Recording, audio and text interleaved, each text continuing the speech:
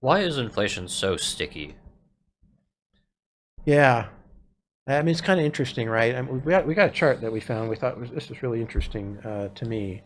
So this is inflation. This is from Yahoo Finance. A little hard to see this, but we'll describe it. It's kind of the categories. How Yeah. much did these categories increase in price? Um, and so the biggest one is auto insurance. And actually, Chairman Powell talking about this in a couple of his Q&As. Yeah. So you did a little research on why that's going up because it's kind of interesting. Yeah, auto insurance, it's just because they have higher costs in a sense. They're having more claims because of disasters. So any kind of flooding, fires, they have to pay out claims for those.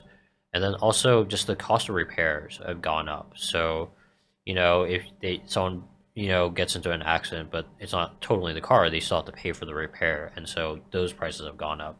And so just you have to pay more for them just to break even in a sense. Yeah. So it's interesting. Some of the natural disasters are actually filtering into the auto industry, auto insurance industry. Yeah, you're right. I mean, if there's a giant flood, a lot of cars get destroyed, and of course, there's claims on those. Yeah.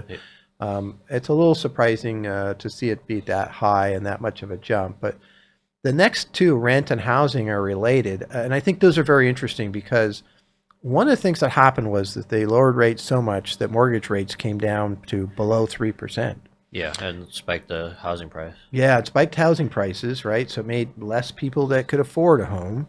And then when you're at a 2.3, I mean 2.7% loan or whatever it is, and all of a sudden now it's 6, 7% loan, you don't want to move. So the even though the demand dropped down for housing, the supply dropped down also. Yeah. And so the demand is still there and it's keeping the housing prices up. And so when you look at inflation, there's it depends on which measure you're looking at. So CPI uses a owner's equivalent of rent, Yeah. which is a little controversial. But what they're doing is they're taking a look as if you owned that home, how much would you be renting it for? I mean, sorry, if you're renting that home instead of owning it, how much would you pay? And of course, a lot of that has to do with home values and availability of homes.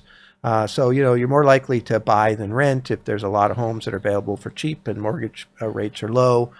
So rents have been particularly sticky, and that Yeah. makes up two of those.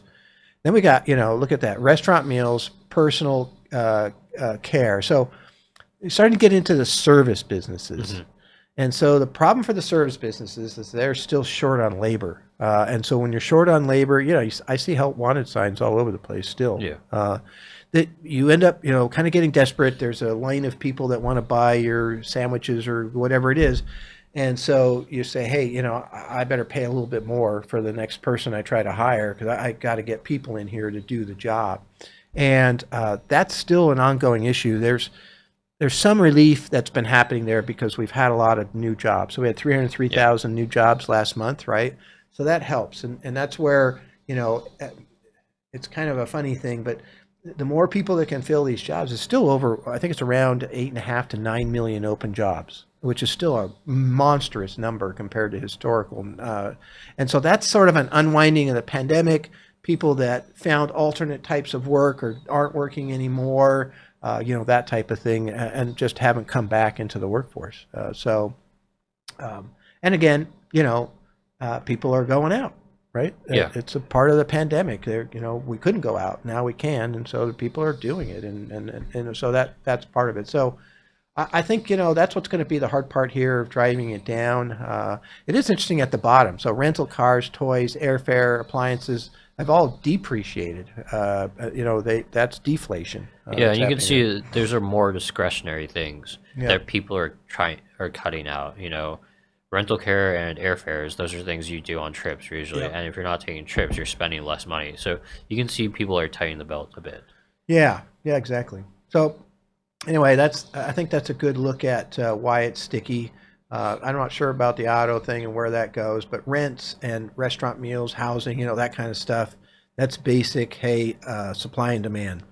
There's not enough places available. They need to build new residents, and they are.